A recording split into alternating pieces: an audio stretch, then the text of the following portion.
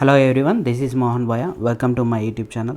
UPSC, APSC, TSPSC, so union public service commission అలాగే state public service commission prepare అయ్యే ఆస్పిరెంట్స్కి basics clear చేయడం చాలా ఇంపార్టెంట్. సో ఎన్సీఆర్టీస్ అనేవి కాన్సెప్చువల్ క్లారిటీని ఈజీగా కాన్సెప్ట్ని అర్థమయ్యేటట్టుగా స్టోరీ బేస్డ్ ఉంటుంది కాబట్టి సో ఈ సిరీస్ అనేది స్టార్ట్ చేశాము. అలాగే ఎవరైతే ఏపీఎస్సి గ్రూప్ 1 మెంటర్షిప్ అలాగే ఏపీఎస్సి గ్రూప్ 1 గ్రూప్ 2కి సంబంధించి ప్రిలిమ్స్ ప్లస్ మెయిన్స్ మెంటర్షిప్ కూడా ప్రొవైడ్ చేయడం జరుగుతుంది. సో అందులో భాగంగానే ఈ ఎన్సీఆర్టీస్ బేసిక్గా కవర్ చేసిన తర్వాత మెంటర్షిప్ జాయిన్ అవ్వాలనుకునే వాళ్ళు టెలిగ్రామ్ ఛానల్లో మెసేజ్ చేయండి, కింద డిస్క్రిప్షన్లో ఉంటుంది లింక్. అలాగే ఈ పీడిఎఫ్ ఎన్సీఆర్టీ పీడిఎఫ్ అన్నీ కూడా టెలిగ్రామ్ ఛానల్లో అవైలబుల్గా ఉంటాయి. Join the Telegram channel. So chapter 5 kingdoms kings and early republic చూస్తే, so how men become rulers. So మనం ఇక్కడంతా కూడా మనం ప్రీవియస్ క్లాస్లో బుక్స్ అండ్ బరియల్స్ గురించి చూసాము. సో మనకి pre Vedic age later Vedic age complete అయిపోయింది. తర్వాత జనపదాలు ఎలా ఏర్పడ్డాయి అని దాని గురించి ఉంటుంది ఇక్కడ ఈ చాప్టర్ డీటెయిలింగ్ అంతా కూడా. సో హౌ మెన్ బికమ్ రూలర్స్గా ఎలా మారారు. సో చూస్తే మనకి so choosing leaders or rulers by voting is something that has become common during the last 50 years or so. So present అయితే డెమోక్రటిక్ రూల్లో పీపుల్ అనేది ఎన్నుకుంటున్నారు. కానీ మనం చాప్టర్ 4లో చదివినట్టు కొంతమంది రాజ్యాల్లో ప్రాబ్లీ చూసన్ బై జన. సో జన అంటే జనాలు, తెలుగులో సంస్కృతిలో జన పీపుల్ అని మీనింగ్. సో పీపుల్ ఒక అసెంబ్లీ ఏర్పరిచి ట్రైబల్ అసెంబ్లీస్ అనేవి ఏర్పరిచి దాని ద్వారా వాళ్ళు డెసిషన్ తీసుకొని ఒక లీడర్ని ఎన్నుకునేవాళ్ళు అనమాట. But around 3000 years ago, we find some changes taking place in the ways which Rajas were chosen. Some men now become recognized as Rajas by performing very big sacrifices. So పెద్ద sacrifices చేసి men అనేది రాజా అయ్యేవాళ్ళు అప్పట్లో. అశ్వమేధ యాగం అని, అలాగే అశ్వమేధ అంటే అశ్వ అంటే హార్స్, అశ్వమేధ యాగం అంటే హార్స్ సాక్రిఫైస్ చేస్తారనమాట. సో అశ్వమేధ యాగం అంటే ఇది వన్ టైప్ ఆఫ్ రిచువల్ అనమాట. సో హార్స్ని వాళ్ళు పూజ చేసి ఫ్రీగా వదులుతారు తిరగడానికి. సో ఆ హార్స్ ఏ ల్యాండ్కి అయితే వెళ్తుందో ఆ ల్యాండ్ పైన అంతా కూడా వీళ్ళు ఆక్యుపై చేస్తారు. ఒకవేళ ఆ ల్యాండ్ వేరే టెరిటరీలోకి వెళ్ళి ఆ కింగ్ వేరే రాజ్యానికి వెళ్ళి ఆ కింగ్ వాళ్ళ రాజ్యాన్ని అప్పగిస్తే తీసుకుంటారు. లేదంటే వాళ్ళు ఫైట్ చేసి ఆ కింగ్డమ్ని ఆక్యుపై చేసుకుంటారు అనమాట. If the horse wandered into the kingdoms of other rajas and they stopped it, they had to fight. So వాళ్ళ హార్స్ని స్టాప్ చేస్తే ఫైట్ చేయాలి. If they allowed horse to pass, it mean they accepted the Raja who wanted to perform the sacrifice stronger than them. So వాళ్ళు హార్స్ని ఆపకపోతే వాళ్ళు accept చేసినట్టు. So అలా కాకుండా హార్స్ని ఆపితే వాళ్ళు ఫైట్ చేసి ఆ కింగ్డమ్ని ఆక్యుపై చేస్తారు. అదే అశ్వమేధ యాగం అంటే.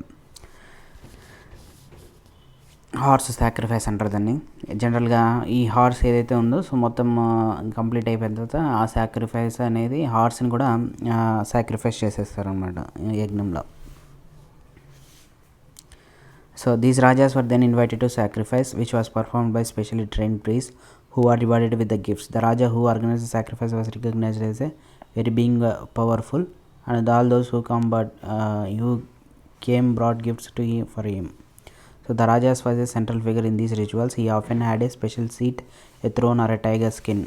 సో ఈ అశ్వమేధ యాగం చేసిన ఆ రాజు పవర్ఫుల్గా అంటారు. సో ఏ రాజ్యానికి అయితే పోయిందో వాళ్ళంతా కూడా ఆ రాజులంతా కూడా సో ఈయన గిఫ్ట్ తీసుకొస్తారు. సో ఆయన కింగ్గా యాక్సెప్ట్ చేస్తారు. So raja was a central figure in these rituals. So ఈ రిచువల్లో అశ్వమేధంలో రాజా సెంట్రల్ ఫిగర్. ఆయనకి స్పెషల్ సీట్ కానీ థ్రోన్ ఉంటుంది, లేదంటే పులి చర్మం పైన ఆయన కూర్చొని ఉంటాడు. His charioteer who was his companion in the battlefield and witnessed his exploits chanted tales of his glory. So ఎవరైతే రథాన్ని తొలారో ఆయన బ్యాటిల్ ఫీల్డ్లో ఎక్స్పీరియన్స్ చేసిన వాటిని ఆయన గ్లోరీని చాలా గొప్పగా చెప్తారనమాట ఆ సాక్రిఫైస్లో. His relatives especially his wifes and sons had to perform a variety of minor rituals. So ఆయన చుట్టాలు, ఆ రాజు యొక్క చుట్టాలు, అలాగే భార్య కొడుకులందరూ కూడా అశ్వమేధ యాగంలో మైనర్ రిచువల్స్ అనేది చేస్తారు. Other rajas were simply spectators who had to sit and watch the performance of the sacrifice. So మిగతా రాజులంతా కూడా గెస్ట్గా ఊపిన కూర్చుంటారు. సో వాళ్ళు సాక్రిఫైస్ ఎలా జరుగుతుందనేది చూస్తారనమాట. Next priests perform the rituals including the sprinkle of sacred water on the king. The ordinary people, the vish or vaishya who brought gifts. However some people such as those who were regarded as shudras by priests were excluded from many rituals.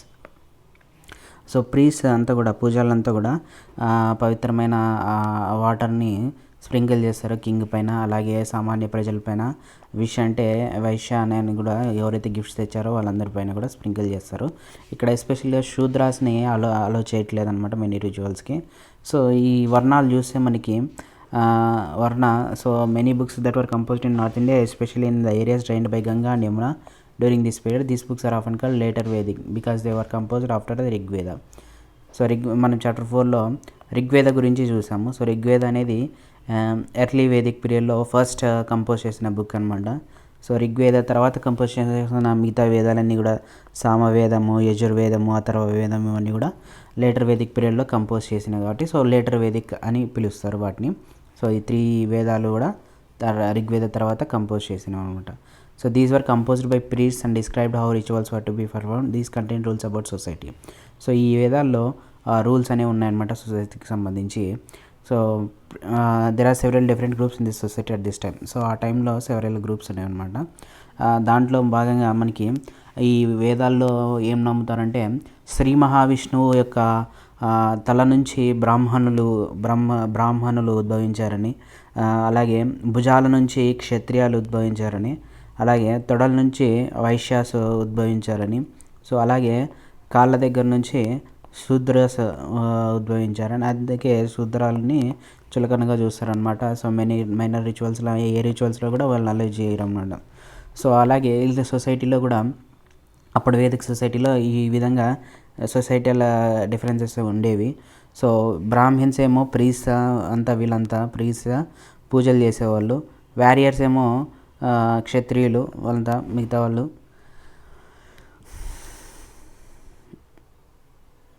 అలాగే Vaishyas trade చేసేవాళ్ళు అనమాట. అలాగే last అయిన శూద్రాలంతా slaves గాను ఈ upper 3 డివిజన్స్కి like బ్రాహ్మిన్స్కి, క్షత్రియాలకి, వైశ్యులకి కూడా స్లేవ్స్గా అలాగే వర్కర్స్గా శూద్రులనే తీసుకునేవాళ్ళు. వీళ్ళని అన్టచబుల్గా కూడా చూసేవాళ్ళు అనమాట. వాళ్ళని టెంపుల్స్కి అలౌ చేసేవాళ్ళు కాదు, ఈ మిగతా వాటికి కూడా అలౌ చేసేవాళ్ళు కాదు.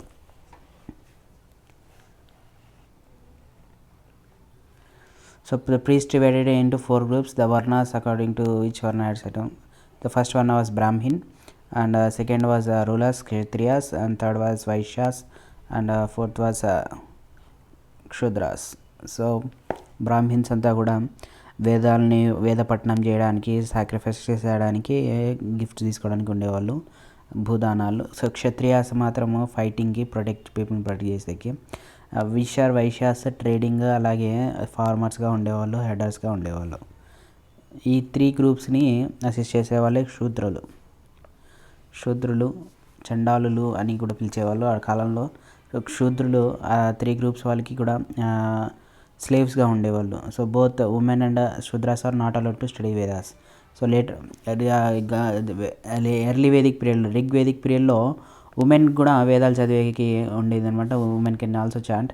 దెన్ లేటర్ వేదిక్ పీరియడ్లో women was not allowed. Later Vedic పీరియడ్లో అంటే సామవేదం, యజుర్వేదం, అథర్వవేదం ఆ పీరియడ్లో ఉమెన్ అలాగే శూద్రులను కూడా అలౌ చేయలేదన్నమాట వేదాలు చదవడానికి. Next priest was also said that these groups were decided on the basis of birth.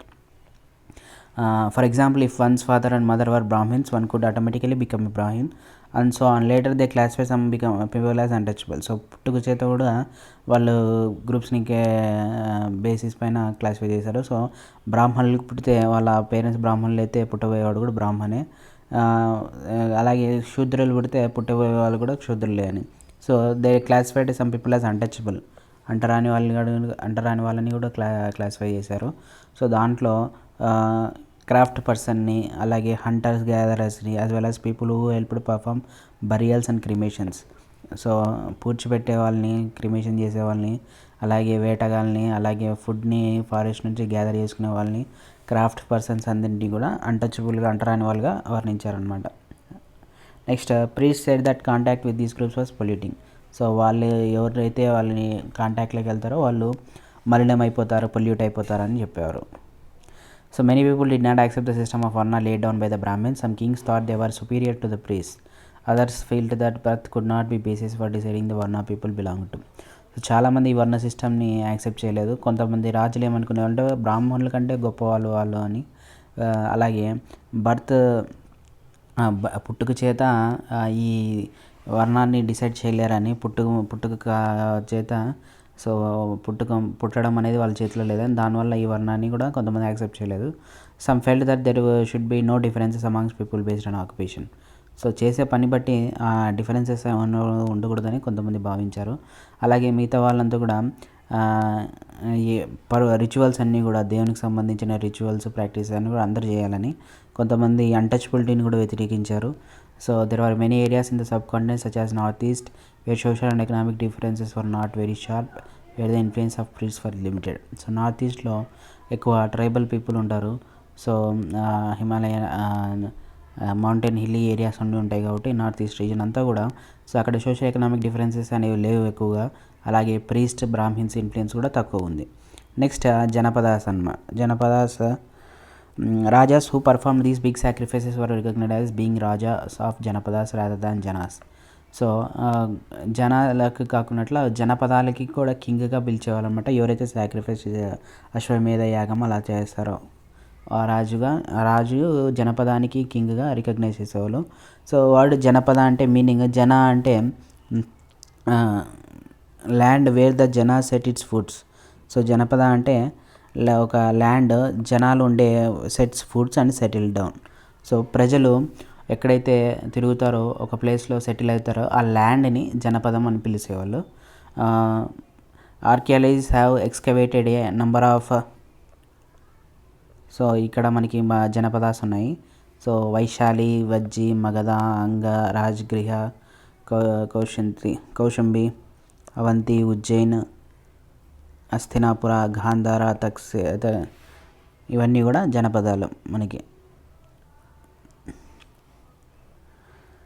జనపదాలు అంటే పీపుల్ అంతా కూడా ఈ గ్రూప్స్గా ఇక్కడ సెటిల్ అయ్యారు. సో ఆ జనపదానికి ఒక కింగ్ ఉంటారు. సో ఆయనే రాజా.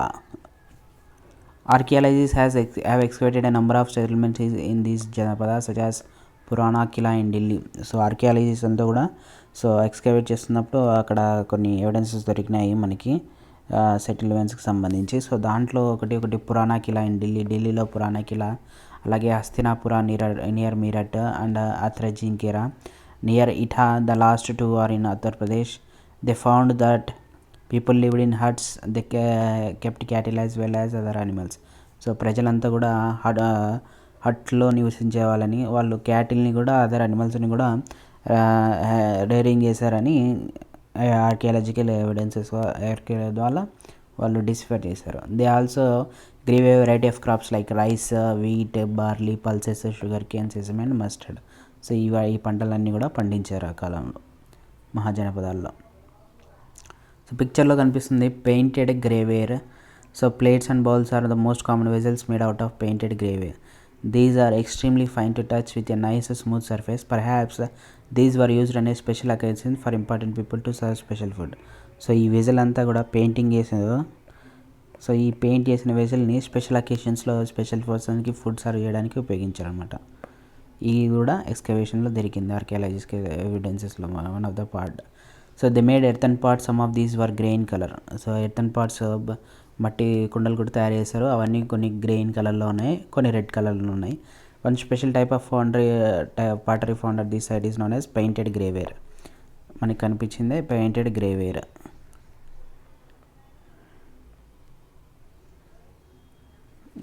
So grey pots had painted with designs, so simple lines and geometric patterns. So painted grey ware చూస్తే మనకి పార్ట్ అంతా కూడా గ్రేవేర్తో డిజైన్స్, ప్యాటర్న్స్తో డిజైన్ చేశారనమాట. స్పెషల్ అకేషన్స్లో స్పెషల్ పర్సన్కి ఫుడ్ సర్వ్ చేయడానికి. సో మహాజనపదాలు చూస్తే మనకి mahajanapadas about 2500 years ago, some janapadas became more important than others, were known as mahajanapadas. So janapadas అంటే మనము చూసాము. సో జనపదాస్ అంటే ల్యాండ్ వేర్ సెటిల్ అవుతారో అలాగే అక్కడ తిరుగుతారో ఆ ల్యాండ్ని జనపదాలు అంటాం. ఈ జనపదం అనేది ఎక్స్పాండ్ అవుతే దాన్ని మహాజనపదం అంటారు అన్నమాట. సో 2 జనపదాలు అలా కలిసేసి మహాజనపదంగా మారిపోతుంది. So about 2005 years some janapadas became more important than others, one known as mahajanapadas. Some of them shown on map 4. Most mahajanapadas had a capital city. Many of these were fortified. So చాలా మహాజనపదాలకి capital city ఉంది. So వాటి many of these were fortified అంటే రాజు ఉండే ప్రాంతాన్ని కోట కట్టించారనమాట. So this means that huge walls of wood, brick and stone were built around them. So వీటి చుట్టూ కూడా హ్యూజ్ వాల్స్ ఆఫ్ వుడ్, పెద్ద పెద్ద గోడలు ఉన్నాయన్నమాట. వుడ్తో తయారు చేసినవి, అలాగే రాతితోనూ అలాగే బ్రిక్తోనూ తయారు చేసిన గోడలు కట్టేవాళ్ళు అనమాట. సో ఈ విధంగా ఫోర్టిఫికేషన్ వాల్ అట్ కౌశంబి మహాజనపదంలో ఫోర్టిఫికేషన్ వాల్.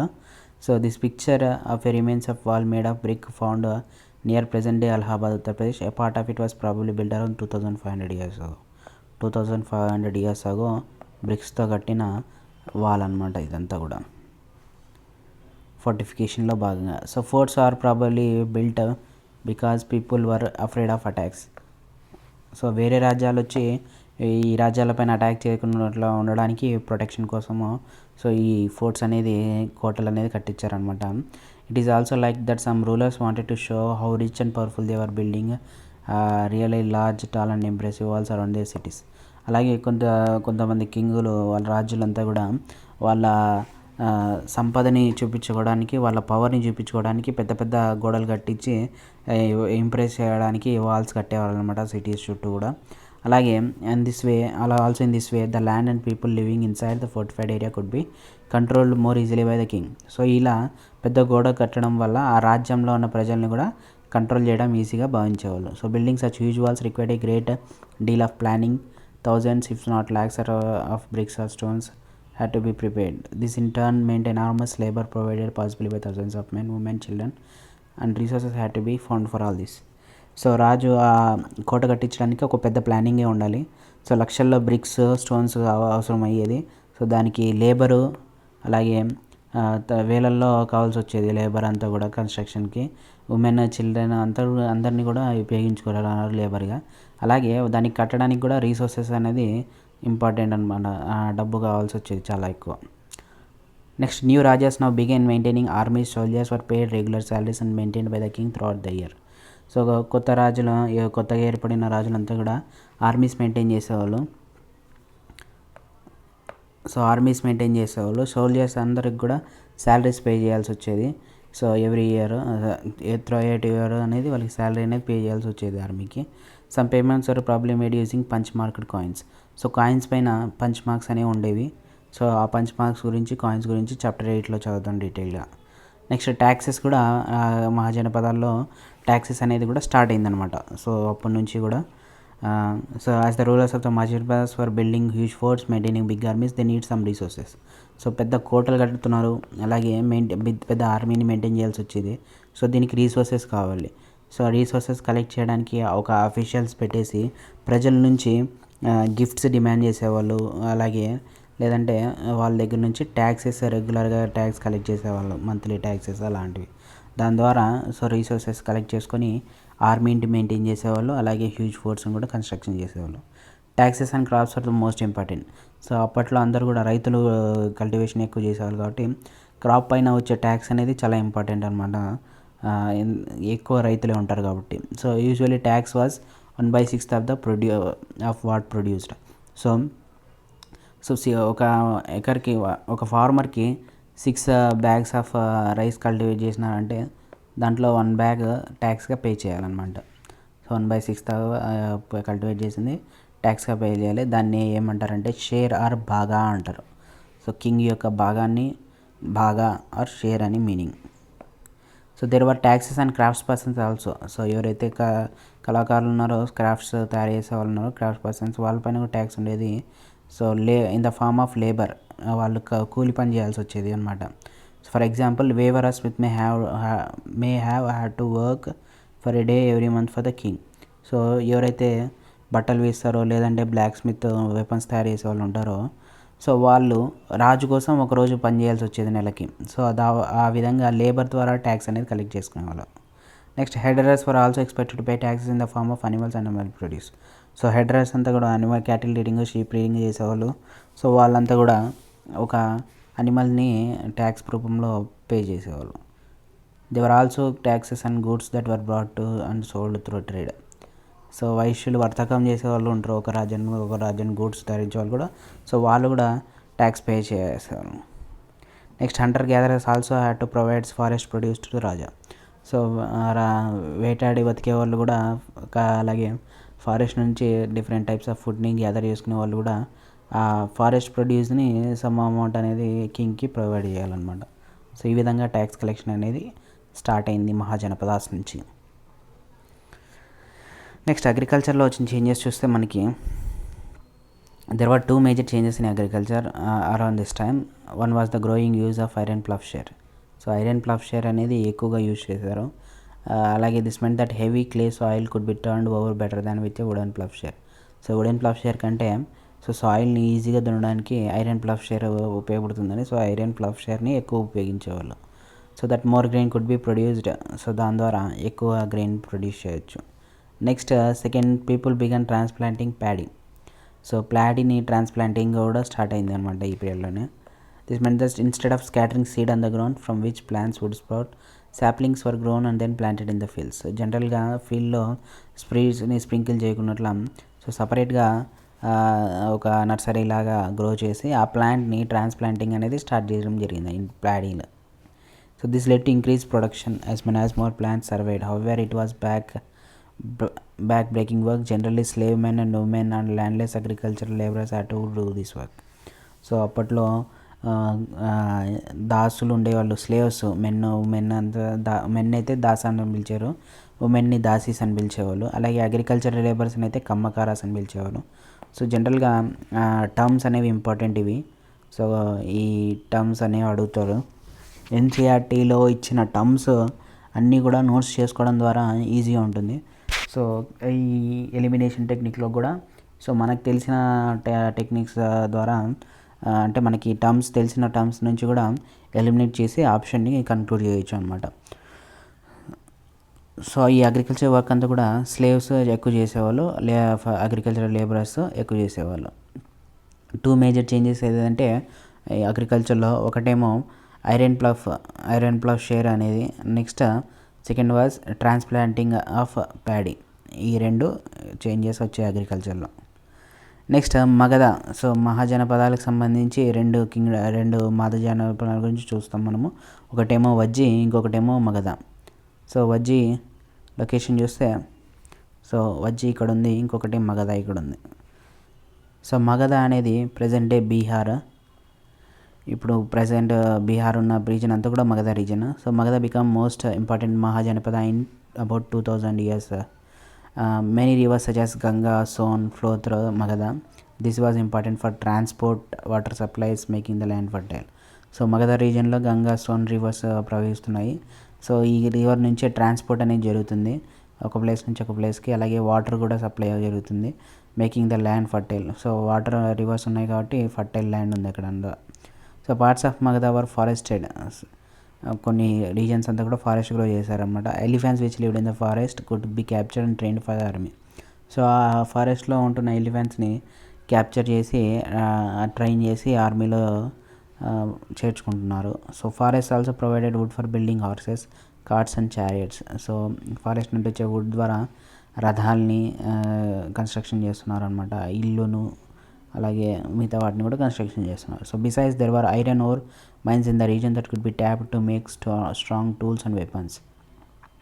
అలాగే మైన్స్ కూడా ఉన్నాయన్నమాట, ఐరన్ ఓర్ మైన్స్. దాని ద్వారా రాజ్యానికి యుద్ధం చేయడానికి ఉపయోగపడే టూల్స్, వెపన్స్ కూడా తయారు చేసేవాళ్ళు. సో ఈ విధంగా మగధ కింగ్డమ్ అనేది చాలా స్ట్రాంగ్గా తయారైందన్నమాట. Next Magadha had two very powerful rulers. One was Bimbisara and Ajatashatru. So ఈ బింబిసారా, అజాతశత్రు అనే టూ పవర్ఫుల్ రూలర్స్ ఉన్నారు. Who used all possible means to conquer other janapadas. వీళ్ళు అదర్ జనపదాస్ని కాంక్వర్ చేశారనమాట. Mahapadma Nanda was an important ruler. He extended his control up to the north west part of the subcontinent. So ఇంకొక important rule వచ్చి Mahapadma Nanda. So ఈయన రూల్ని north west part of the కాంటినెంట్కి extend చేశాడు. Present day Rajgir in Bihar was capital of Magadha for several years. ఇప్పుడు బీహార్లో ఉన్న రాజ్గీర్ అనేది అప్పట్లో రాజ్గిరి అని పిలిచేవాళ్ళు. సో అది మగధ కింగ్డమ్కి క్యాపిటల్గా ఉండింది కొన్ని సంవత్సరాల వరకు కూడా. తర్వాత క్యాపిటల్ అనేది పటాలిపుత్ర, ప్రజెంట్ డే పాట్నా, ఇప్పుడు కూడా బీహార్ పాట్నాగానే క్యాపిటల్. సో ప్రజెంట్ డే పటాలిపుత్రకి షిఫ్ట్ అయిందనమాట. మోర్ దాన్ 2000 ఇయర్స్ అగో, 2300 సంవత్సరాల క్రితం ఒక అలెగ్జాండర్ అనేవాడు వచ్చాడు, who lived in Macedonia in Europe. So యూరోప్లో మెకడోనియాలో నివసించే అలెగ్జాండర్ ప్రపంచాన్ని కాన్క్వర్ చేశారు. సో అలెగ్జాండర్ అందరికీ తెలిసిన వ్యక్తే. Of course it not conquer the world but it conquer parts of Egypt and west Asia. ప్రపంచాన్ని కాన్క్వర్ చేశారన్నారు కానీ సో అమెరికన్ రీజన్స్లో అవన్నీ కూడా ఆయన కాన్క్వర్ చేయలేదు జనరల్గా, కానీ ఈజిప్ట్ని వెస్ట్ ఏషియాని కాన్క్వర్ చేశారు. And came to the Indian subcontinent reaching up to the banks of the Beas. So Indus రివర్కి ట్రిబ్యూటరీ అయిన బిఎస్ రివర్ దగ్గరికి వచ్చి ఉన్నారనమాట. When he wanted to march further eastwards his soldiers refused. They were scared and as they had that rulers of India had vast armies of foot soldiers, chariots and elephants. So ఆ బిఎస్ నదిని దాటడానికి వెళ్ళేటప్పుడు వాళ్ళ soldiers అంతా కూడా భయపడ్డారనమాట, ఎందుకంటే వాళ్ళు Indian rulers గురించి విన్నారనమాట. సో ఇండియన్ రూలర్స్ దగ్గర పెద్ద ఆర్మీ ఉంది, అలాగే రథాలు ఉన్నాయి, అలాగే ఎలిఫెంట్స్ ఉన్నాయి అని చెప్పి వాళ్ళు భయపడ్డారు. నెక్స్ట్ వజ్జీ మహాజనపదం గురించి చూస్తే, మగధ పవర్ఫుల్ కింగ్డమ్గా మారితే, రాజ్యంగా మారితే మహాజనపదము. So Vajji with its capital Vaishali, బీహార్లో ఉన్న Vaishali was under a different form of government known as gana or sangha. So ఇది గణ ఆర్ సంఘ అనే గవర్నమెంట్ ఉందన్నమాట. ఇన్ గణ ఆర్ సంఘ there were not one but many rulers. So గణ అంటే సంఘ అంటే సో ఒక రూలర్ ఉంటారు, మెనీ రూలర్స్ ఉంటారు. Sometimes even thousands of men rule together, each one known as Raja. So కొన్నిసార్లు ఈ సంఘంలో 1000 మంది పైగానే పాలించిన వాళ్ళు ఉన్నారు, వాళ్ళందరినీ కూడా రాజా అని పిలిచేవాళ్ళు. These rajas perform rituals together. So ఆ రాజులంతా కూడా రిచువల్స్ పర్ఫార్మ్ చేసేవాళ్ళు.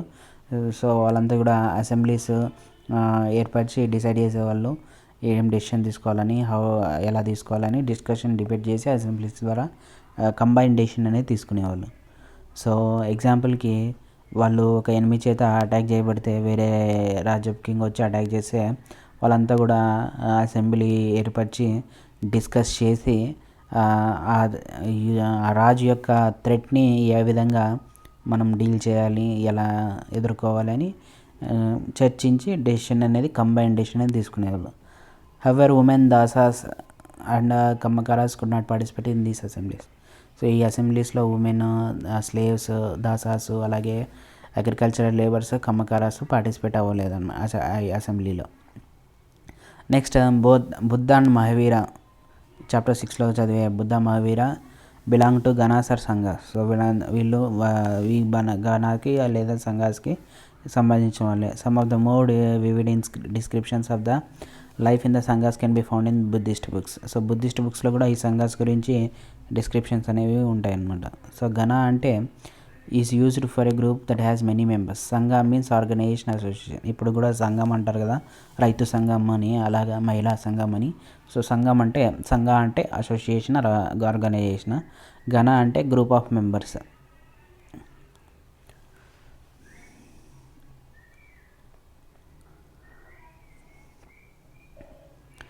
So this is an account of the Vajjis from the Digha Nikaya, ఈ ఫేమస్ బుద్ధిస్ట్ బుక్.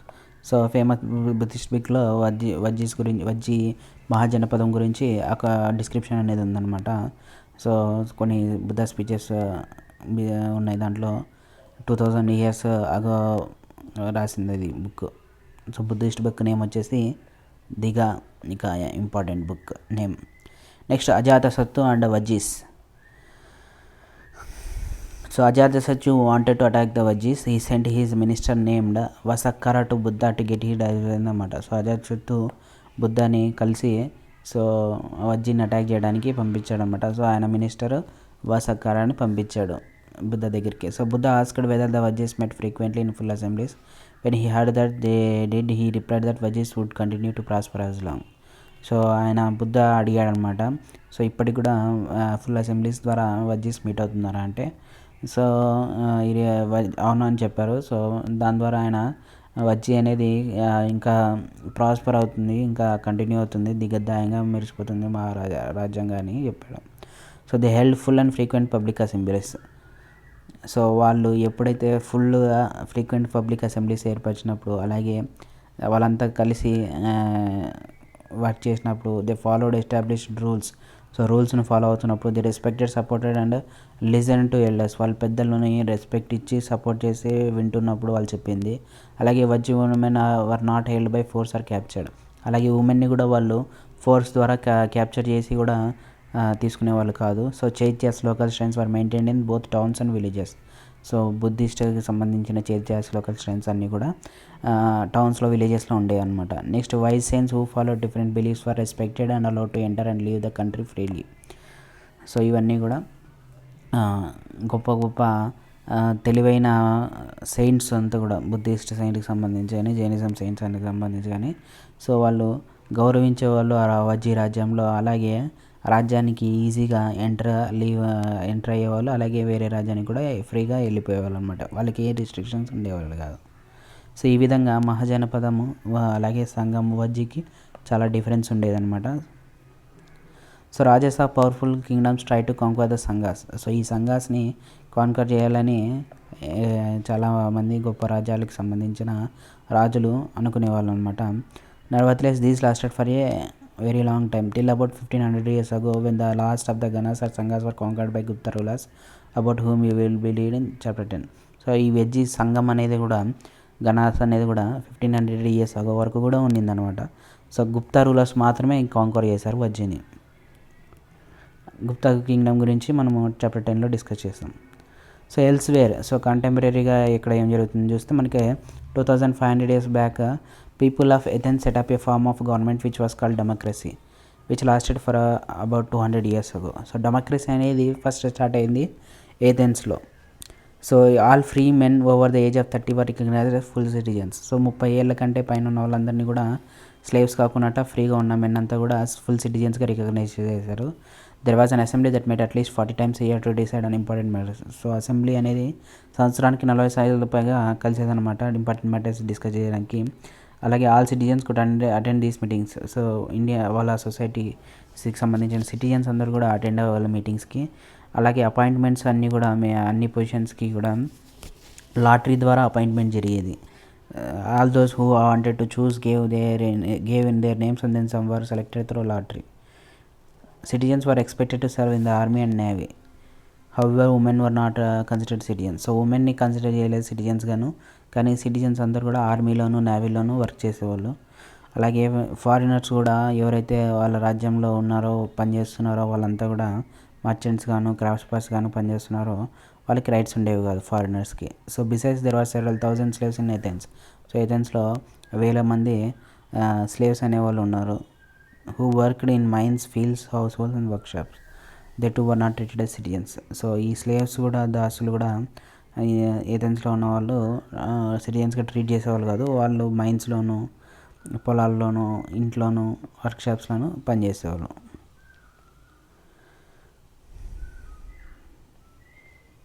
సో ఈ చాప్టర్ కంప్లీట్ అయిపోయింది. నెక్స్ట్ చాప్టర్ నెక్స్ట్ వీడియోలో డిస్కస్ చేద్దాం. Thanks for watching. Do subscribe my channel. Content అయితే లైక్ చేయండి, మిగతా ఆస్పిరెంట్స్ కూడా షేర్ చేయండి. సో మన ఛానల్ సబ్స్క్రిప్షన్ 10,000 సబ్స్క్రైబర్స్ బిలో ఉన్నారు. సో 1000 సబ్స్క్రైబర్స్ రీచ్ అయ్యేంత వరకు కూడా మిగతా ఆస్పిరెంట్స్కి తెలిసేటట్టు షేర్ చేయండి. Thanks for watching. Do subscribe my channel.